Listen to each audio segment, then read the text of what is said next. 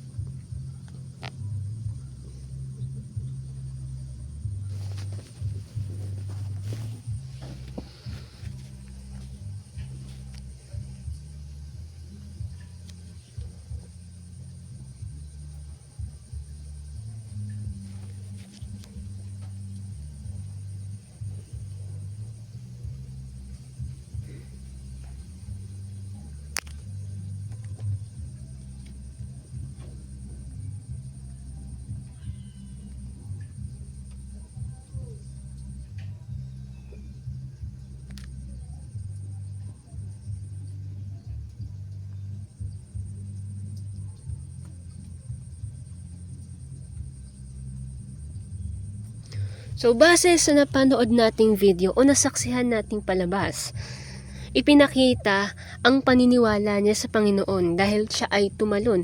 Diba? Doon sa may bangin o nasa bingit na siya ng kamatayan, humingi siya ng tulong sa Panginoon.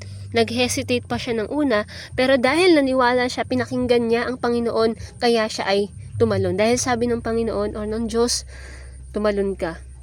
Pinapatalon siya. Ngayon, nag-hesitate pa siya nung una, pero tumalon pa rin siya kasi po siya ay may paniniwala, siya ay may pananampalataya. So ganun po ang pananampalataya. Minsan ibinibigay na sa atin, nasa sa atin na lang kung ito ay gagawin or paniniwalaan natin. So ano nga ba yung pananampalataya? Ang pananampalataya ay ang katiyakan ng mga bagay na inaasahan, ang paniniwala sa mga bagay na hindi nakikita.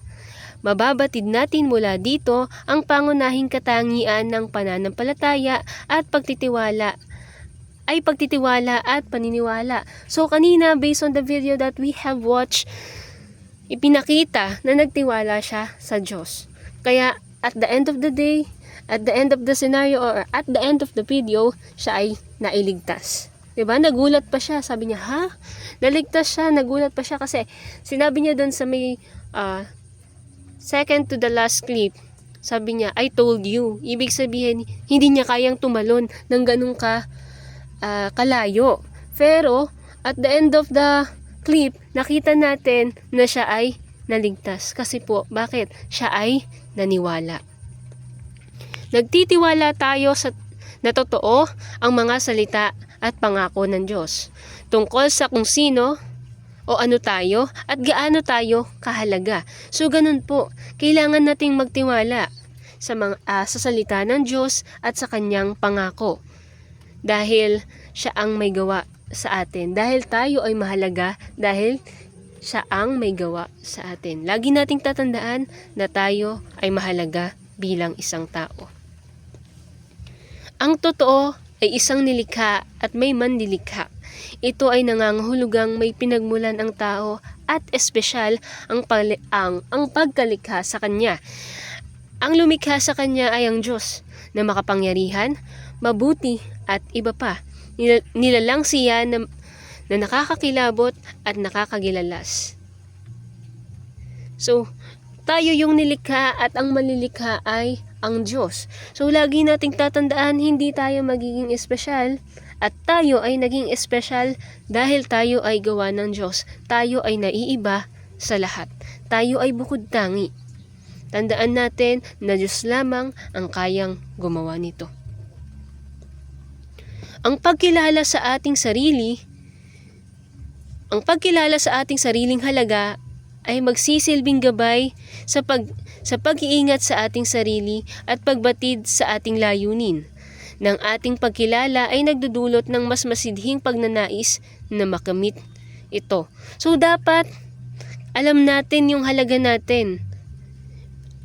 Dahil kapag alam natin yung halaga natin, nagkakaroon tayo ng pag-iingat. sa ating sarili. Kumbaga, ano tayo? Alam natin kung paano tayo magiging ligtas, alam natin kung paano i-care yung sarili natin at pahalagahan.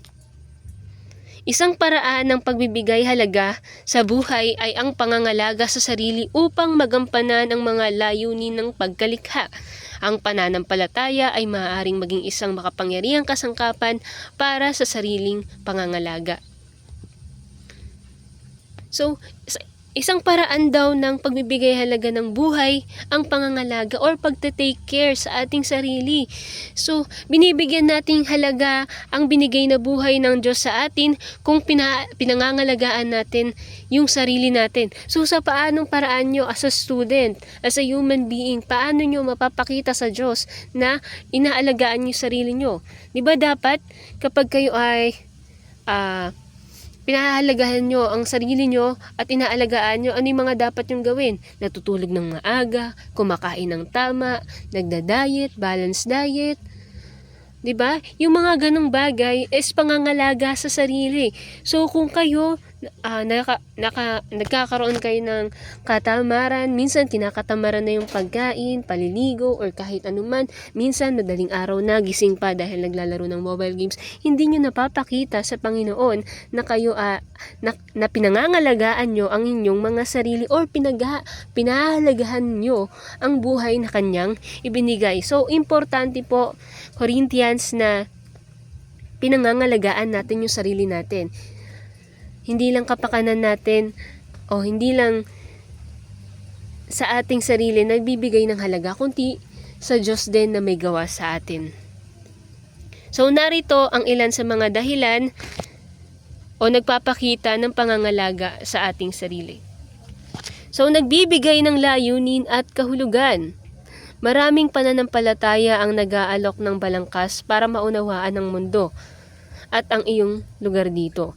Maaari itong magbigay sa iyo ng kahulugan na maaaring maging kapaki-pakinabang lalo na sa mga pagkakataong nahihirapan sa buhay.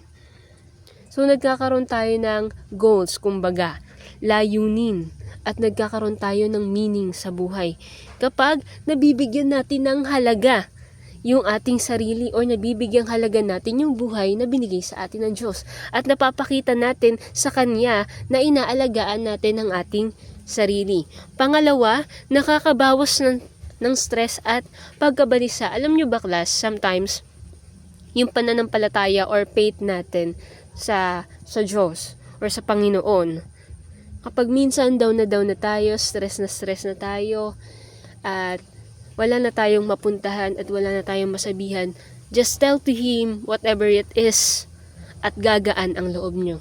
Sabi nga sa post na nakita ni teacher last time, sabi dun sa post, the sumbungan that never disappoints. Kasi po, bakit?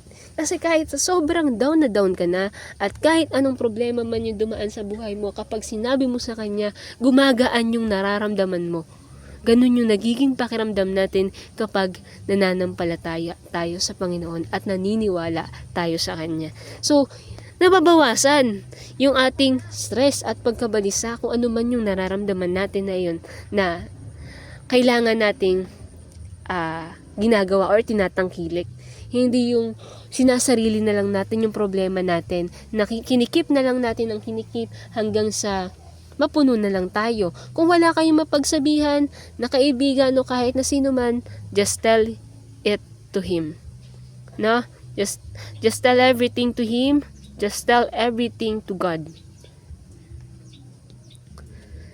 Pangatlo, nagtataguyod ng pagpapatawad at pagmamahal sa sarili. So kapag may pananampalataya tayo, maraming pananampalataya ang nagbibigay diin sa kahalagahan ng pagpapatawad at pagmamahal sa kapwa at sa sarili. Makakatulong sa iyong iwanan ng negatibong pagpuna at tumuon sa pagtanggap sa sarili. So kapag may pananampalataya tayo, natututo tayong magpatawad. Hindi man madali, pero matututunan natin na magpatawad. Sabi nga, kung ang Diyos ay nagpapatawad, ikaw pa kaya? Tama po? Agree ba tayo doon? So again, sa pananampalataya, kapag tayo ay may pananampalataya, natututo tayong magpatawad.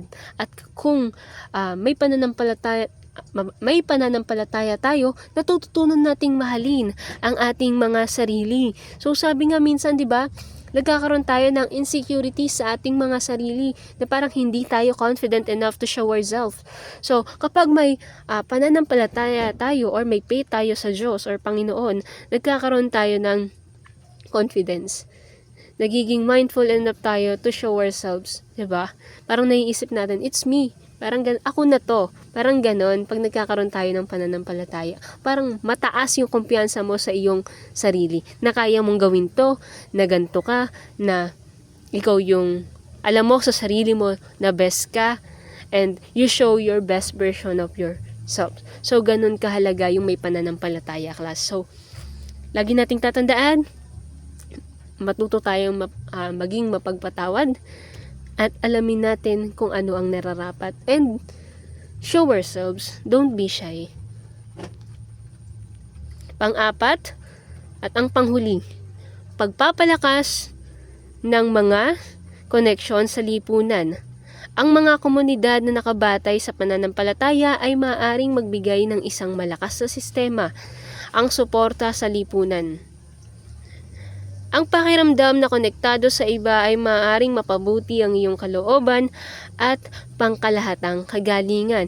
So, kapag po may pananampalataya tayo, nagkakaroon tayo ng connection sa ibang tao o sa komunidad. So, mahalaga po na may pananampalataya tayo kasi po may iisa tayong paniniwala May isa tayong pinaniniwalaan, kaya tayo ay nagkakasundo at nagkakaroon tayo ng unity. So, mahalaga po na na nagkakaisa tayo.